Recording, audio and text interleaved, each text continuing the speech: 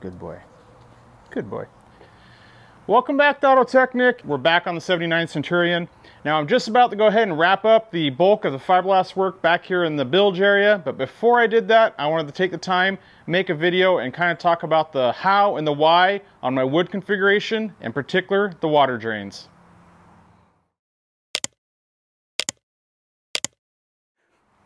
All right, for those of you that are new to the channel here, I'll give you a real quick crash course on how we even got to this point.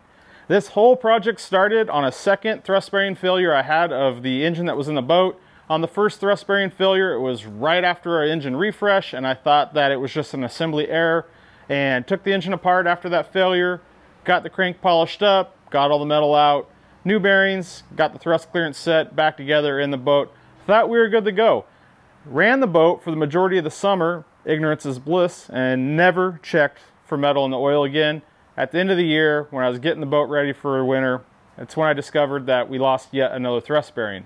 Upon further inspection, I discovered that the thrust bearing had failed because my drive shaft was at a really bad angle and the engine was out of alignment essentially, and that was putting forward pressure on my crankshaft, causing the failures. So, easy enough, I decided to go ahead and get a mock-up block into the boat.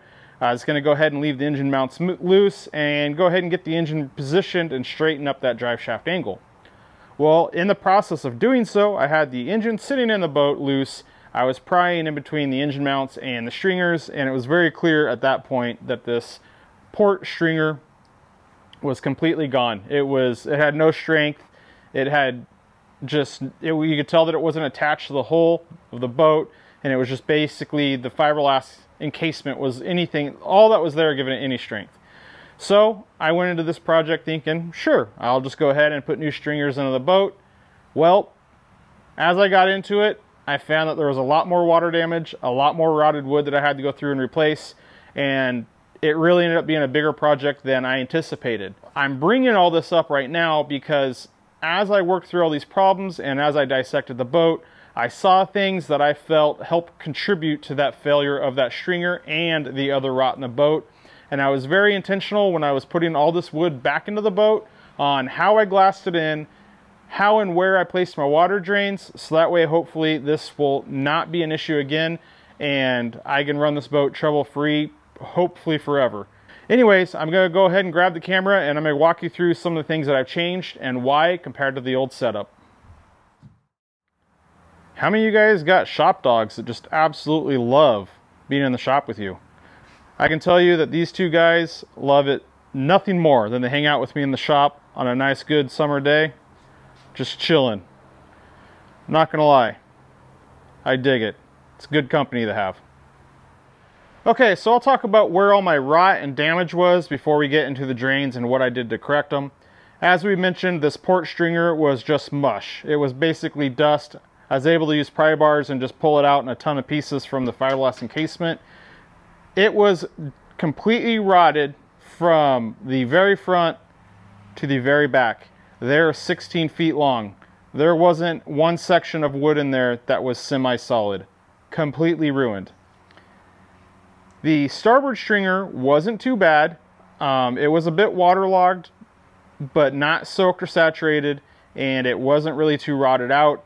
They were both the same age, which led me to believe that I had a failure on this side that caused that one to rot at a much faster rate than the other side. If you remember, I was surprised when I got that stringer out. I actually had quite a bit of transom rot, and all of that transom rot actually was back here. It seemed concentrated where the stringer attached to the transom and from the bottom side of where the exhaust went. And I actually had the same thing on the starboard side, although it wasn't nearly as bad. Now this boat came into our family in the mid-90s and it's a 79, so it really only had 15 years of life where I don't know the history of the boat. So I'm left to presume that all the wood in here was original, but I can tell you that there was plenty of extra holes drilled in things hacked down, ground down, and just a lot of opportunity for water ingress that caused more problems and damage. And that was on both stringers, and also there was a little bit of it on the transom, but not too much. Now, I actually think that one of the main failure points of where this stringer rotted was the junction of where the stringer met the transom back here. I have pictures and you can see that it was actually pretty much broke free and detached and the connection or the tabbing from the stringer to the transom wasn't very good or thick, but it was actually broke free. Now, the reason why I think that's a problem is because when they tabbed in the back of the wood on the transom, they didn't put that fiberglass on until after they had the stringers in. So meaning it was a wood-to-wood connection in between the stringer to the transom. That's one of the main things I changed on this entire boat. I installed the transom and glassed everything in. Then I installed the stringers, glassed everything in. It's even further up here for these lateral supports. I finished all my glasswork and tabbing of the stringer and then installed this lateral support separate of that. I did that purposely because let's say that this junction breaks right here and water gets in, it will not get in and get to that stringer. It will only get in and affect this wood and it will not rot this wood. Same thing back here. If it has a crack back here like it did originally and water's to get into the stringer, it's only going to go in and penetrate the stringer and it's not going to get in and start to rot that transom. So I'm hoping that down the road, if there is a failure, that these things are really going to help out and minimize the amount of damage that occurs and how much work needs to be done. So on everything that I installed to the boat, this center board, the boards underneath, all the bulkheads, everything is done separately with layers of glass in between. Now also, I was very, very conscious and aware on the end grains of all the wood. Where they meet up, I soaked those end grains. And even up here where the wood was cut, and this back edge where the stringer was, the bottom side, I soaked all that heavily with multiple layers of the vinyl ester resin to be sure that that would soak into the wood really well. So let's say, my hope is, if this actually does crack, or I have any kind of failure with my tabbing, that if water does get in there, it's not going to want to soak into the wood as much because it has the fiberglass layer on the back side. When I pulled all the wood out of this boat, it did not have that. So they installed the wood for the transom, they installed the stringers dry, they tabbed it all in, they didn't have any fiberglass or fiber filler in between the wood and the transom, and it was basically a get it done as quick as you can, ramrod the wood in the boat, and that's why when one small thing broke and it let water in, that water worked its way all the way up to the front, and over the years got that stringer completely rotted out. Now, another contributing factor to the damage that we had before was really with the water drains. Now, the existing water drains in the boat were about up to here, and they were about a ½ inch, maybe 3/4 of an inch above the bottom of the wood of the boat.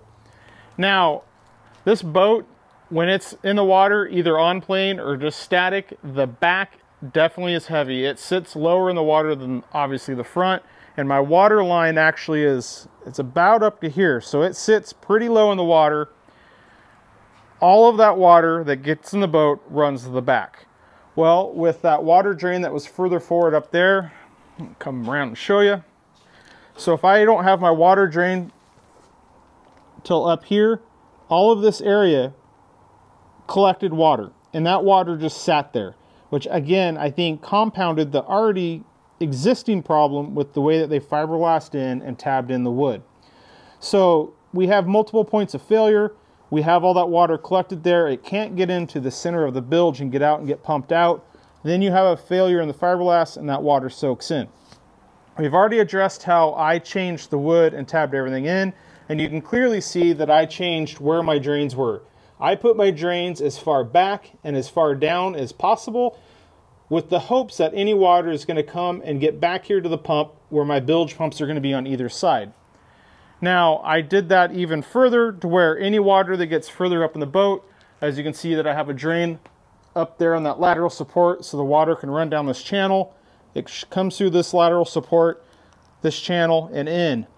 Even back here with my mounts for my place diverter pump, you can see that I made sure that if any water gets up here and needs to run down, it's going to go ahead and get down through that drain to my bilge pumps. I even was sure to end this aluminum angle for the gas tanks so it doesn't block the water. Again, I went really overkill with this. On the gunnel supports up here at the front for the gas tank, same thing, water drains. All the way up there on the bulkheads, again, water drains. On the center floor, I have water drains on either side, And then I did the 2 water drains here because there's that 2x4 that runs up all the way down, holding the floor up. So there's 1 for each side. Now, there shouldn't be any water up there. I hope there's not that much water up there. And I know the water drains do allow water to get up there, but that's the price I was willing to pay. I'm okay with the water getting up there, but my aim is to get the water back to the bilge pumps and out of the boat as soon as possible. I do not want water sitting in this boat. I don't want to do these repairs ever again. So I'm really just trying to be as thoughtful as possible in this process to be sure that I can get that water out and I don't have stagnant water like I did before. Real quick, I didn't mention it, but the forward bulkhead, you can see that small gap at the bottom. It has access for if any water were to be up in the front of the bow to drain down. And I also left the front edge of the floor open so that water can run down underneath the floor, out the back, and into the bilge. I will be honest with you guys. I did plan on putting drains up here on this rear bulkhead just in case. Totally got ahead of myself installing them. Never got them cut into it ahead of time. I realized it. I kind of figure, there shouldn't be that much water up there. I'm going to leave it as is. If I find that I have water up there and I need to add the drains later, I'll come back and I can add those drains in. But for now, I'm just going to leave it and hope for the best. All right, so let's jump back to the transom and talk about one more thing. And that was when I pulled everything out on the old setup. All of these open edges right here did not have any fiberglass on them or any waterproofing whatsoever. It was open wood. Same thing for the exhaust. Now for the exhaust, they fit so tight it wasn't that big of a deal. Plus they're sealed on the back side, so there shouldn't be that much water there. But with this wood for the transom sitting so close to the bottom where the intake comes through, a lot of times you would have water sitting up there just soaking into the bottom piece of this wood. And I think that also helped contribute to the rocks. It's allowing all that water just to soak in. So when I'm going back together on this, I'm going to oversize these holes a little bit so that way I can go ahead and get a good coat of fiberglass and resin soaked in there and get these sealed up. And the same thing for this. I'm going to go ahead and get more glass on here, bring it around to this edge, and seal up this entire transom opening. Same thing. I'm going to extremes to keep the water away from the wood, whether it, obviously I don't want it to touch any open wood at all, and I don't even want it resting up on the wood. So all right, now there was one more thing that I wanted to discuss on the water management on this boat. Now, I don't have a splash guard, but that's because I have a full engine cover, and that actually does a really nice job of preventing a lot of water from getting into the bilge area from large waves or wakes. However, I do have these side vents that come through right into the side of the boat. And because the boat sits so low in the water, up to about here, a moderately sized wave or wake easily comes up and hits this vent, and you can see that they're open on the back side. All that water comes right into the boat. I have a couple ideas in mind on what I can do to address this issue. Now, like I mentioned, I have a full engine cover, which means I need to keep these for ventilation to get some air and hopefully fumes out. I also need to use one of these because that's where my blower blows the fumes out at. So I need to retain the function of venting on them, but I also need to find a way to prevent that water from coming in so freely. I have 2 main ideas in mind. I'm not sure exactly which one I'm going to execute on. Honestly, these aren't keeping the boat from hitting the water, so I'm not worried about it right now. It's one of those things that I can come back and revisit while I'm using the boat. Right now, I'm just trying to get it in the water. So if we're on the solutions on these, you guys are going to have to stay tuned to the channel. We'll address it a little bit later on. Now, the reason why I wanted to make this video is for those of you guys that are doing this to your own boats, to give you some ideas of how to kind of get things reconfigured from how they were, then prolong the repair that you're doing to your boat. It's super important to explain the why, because I feel that people understand it better, so you can see why I moved those drains and why I was so worried about the water management. It doesn't take that much longer to do this stuff. It doesn't cost any extra money, and hopefully it's going to give me a longer, better lasting repair. And all it really takes is a little bit of planning ahead, think the problem through before you get there, and try to consider everything around it, and you can come up with a decent solution in the end. I hope you guys had some good takeaways from this. Hope it helps you with your guys' projects at home. As always, guys, thanks for watching the channel. I appreciate the support. If you haven't subscribed, please do. I'd really appreciate it. Thanks for watching. We'll see you on the next one.